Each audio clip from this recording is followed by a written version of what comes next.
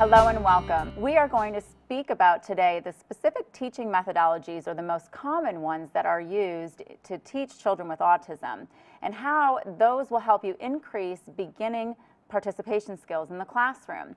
This is a continuation of our series that we began in January, and we will also cover later on the completion of problem behavior assessment and how to identify interventions and write a good behavior plan.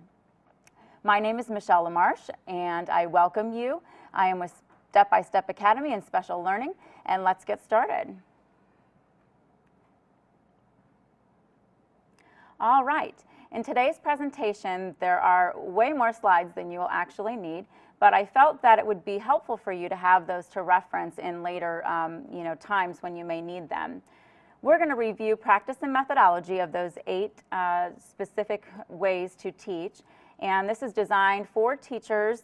Some of the areas maybe I would say would require additional training if you were going to implement those particular teaching methodologies, but that would be for everybody on this list: teachers, paraprofessionals, behavior analysts, as well as any other professional working in the classroom setting with a child with autism.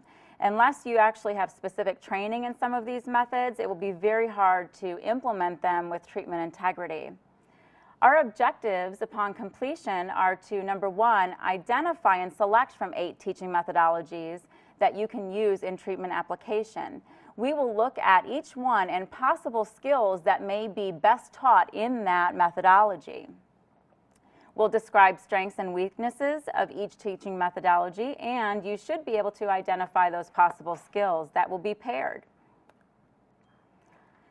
The 8 common teaching methodologies we will cover today include discrete trial training, natural environment training, mix and vary or interspersal methods, verbal behavior programming, pivotal response training, fluency-based instruction, direct instruction, and peer-mediated intervention.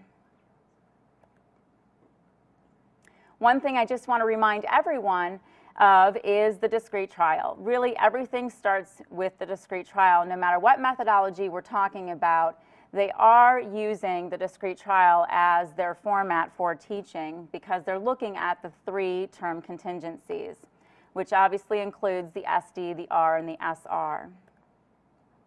Let's talk a little bit about discrete trial training. This is modeled after Dr. Lovas's work, as most people already know. Now, in the community, people have coined terms, I think, in order to have a layman's perspective in how to describe what this therapy looks like. We would call it particularly traditional programming, DTT, or Lovas therapy. I'll hear those quite a bit. And it includes phases of teaching that are going to systematically and progressively increase the child's understanding of a specific skill. We start with the mass trial or isolation trials, distractor trials. There is something called an expanded trial that is not very often used but does exist in practice if necessary, and then random rotation. Let's talk about the mass trial.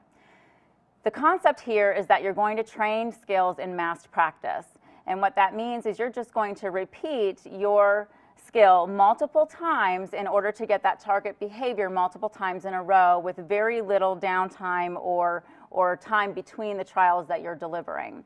So an example that we provided is that you would ask the student to touch nose, or touch their nose, touch your nose is what you would say instead, 10 times in a row without a break.